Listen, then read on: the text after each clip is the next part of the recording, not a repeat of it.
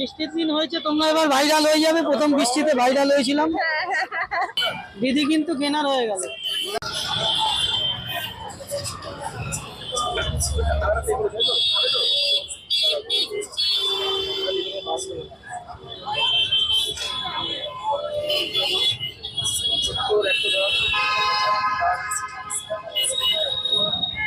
যা দাম ছিল প্রথম থেকে সব দাম কি একই রেখেছো?